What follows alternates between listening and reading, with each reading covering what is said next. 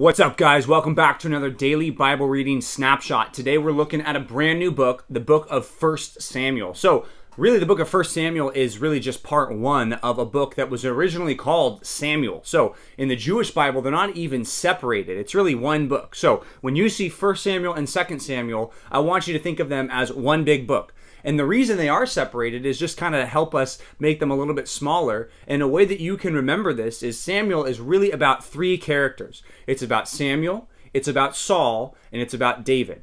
And the first book of 1 Samuel is mostly all about Samuel, Saul, and the rise of David.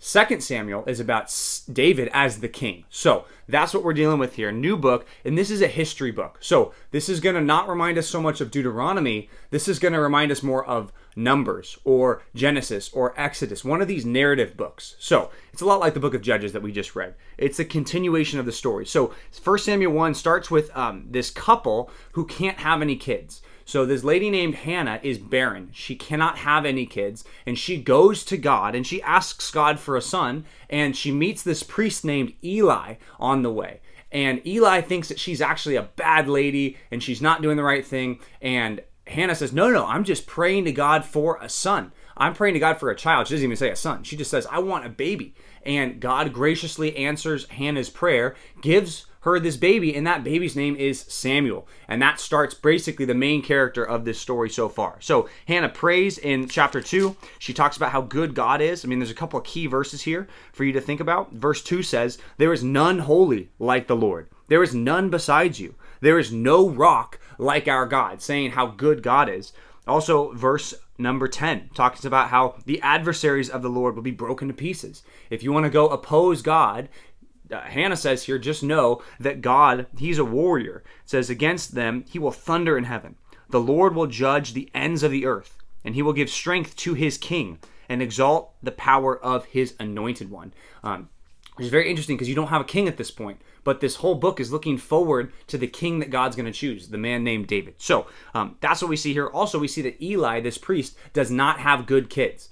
Eli's sons are actually wicked people, and God says he's going to reject them and oppose them. So that's actually what we see start to play out in chapter 3 a little bit. Because in chapter 3, God chooses the boy Samuel to be a priest for God, not Eli's sons. So Samuel, he's born, he does some things, he lives with Eli actually at this temple, and he is going to serve God, and God calls out to him, and Samuel responds. And it says at the end of this chapter, verse 19, 20, and 21 in chapter 3 says, and Samuel grew, and the Lord was with him, and let none of his words fall to the ground. And all of Israel, from Dan in the north to Beersheba in the south, knew that Samuel was established as a prophet. So he's now not only a prophet, he's an authoritative prophet. People look to him to say, what's God saying? We need to go to Samuel to speak the word of the Lord to us. And that's what happens here. So that's a great introduction to the beginning of this book, because we're going to see how Samuel's life plays out. We're going to see some of his successes, some of his failures, and we're also going to see how God raises up a kingdom in this nation. So there we go. That's 1 Samuel chapter 1 to 3. Now let's turn to the New Testament. We're looking at Luke chapter 12, the beginning of this chapter, Luke 12, 1 to 34. So a big part of this chapter, what we see is Jesus warning the people about the Pharisees. He says at the beginning, hey, be careful that you don't become a hypocrite like they're hypocrites. Then he says, don't be afraid of people. And the hypocrites, they do things so that other people will see them.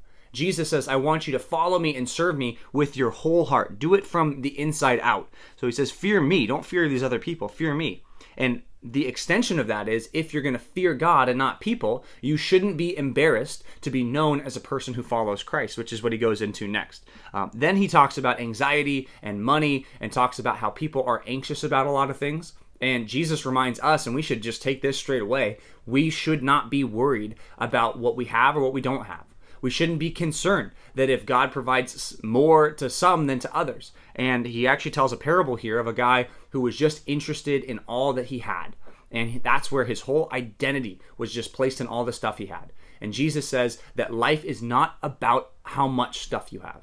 And that's a helpful reminder for us, and we should be careful that our hearts are not drawn to that. That we just think, oh, our life is just about how much stuff we have. And the people that have more stuff are more valuable than other people. Jesus says that's ridiculous. But then on the flip side, he says, don't be anxious about what you have. If you feel like you don't have a lot, don't be anxious, because God is going to take care of you. He takes care of the grass of the fields. He takes care of the birds in the sky. He's going to take care of you. So if you are anxious about something, let this text speak to you today. God's word speaks, and it says that you need to not be anxious about things. You need to trust God instead. So that's today's DBR. Thanks for joining us. We'll see you back tomorrow for another daily Bible reading snapshot.